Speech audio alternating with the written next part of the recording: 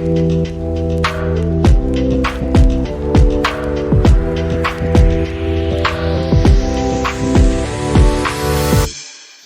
teman-teman, balik lagi kita akan bahas mengenai kenali dan kelola hutangmu supaya bisa tetap sehat ya kondisi keuangannya.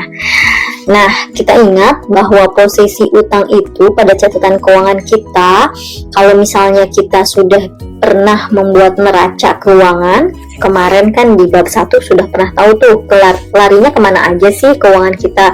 Jadi utang itu selalu ada di bagian sisi kanannya aset, sebelah kiri adalah aset-aset kita. Aset itu baik berupa tabungan, kemudian berupa aset investasi seperti saham, deposito, obligasi, emas, maupun aset investasi dan tidak lancar misalnya seperti rumah atau kendaraan, jadi aset yang memang dipakai seperti itu.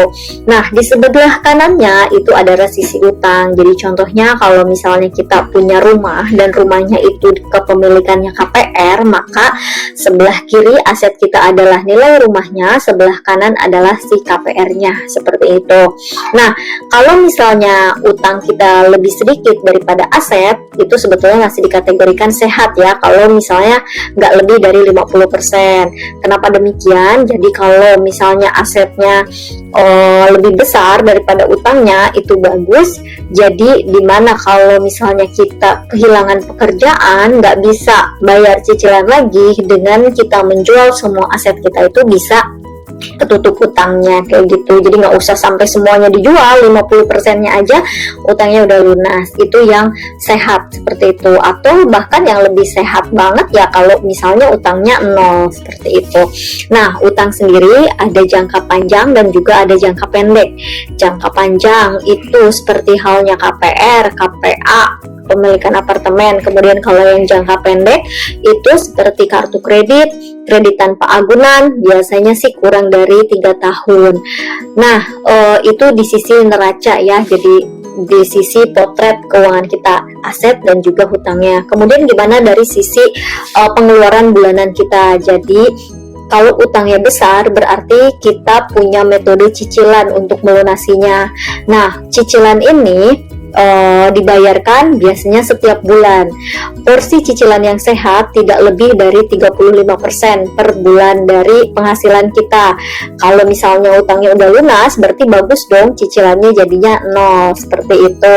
Nah, seperti ini ya, jangan sampai kalau misalnya kita itu punya utangnya bukan utang produktif tapi utang untuk konsumtif, misalnya untuk membeli HP baru untuk gaya hidup, apalagi bayarnya nyicil. Jadi lebih baik hindari seperti itu. Nah, kita lihat kenapa sih orang itu berutang. Pertama, mungkin untuk tujuan bisnis sebagai modal usaha dan modal kerja. Yang kedua, untuk tujuan pembelian besar dan dipakai, contohnya seperti kepemilikan rumah, kendaraan, atau juga elektronik. Ketiga, untuk tujuan cash flow. Nah, ini agak-agak red line ya, karena misalnya setiap bulan masih aja kurang sampai harus berhutang seperti itu, atau sampai harus menggunakan kartu kredit. Yang keempat, untuk tujuan darurat. Jadi ada kejadian di luar dugaan, karena nggak punya dana darurat, nggak punya buffer atau cadangan, ujung-ujungnya jadinya berhutang.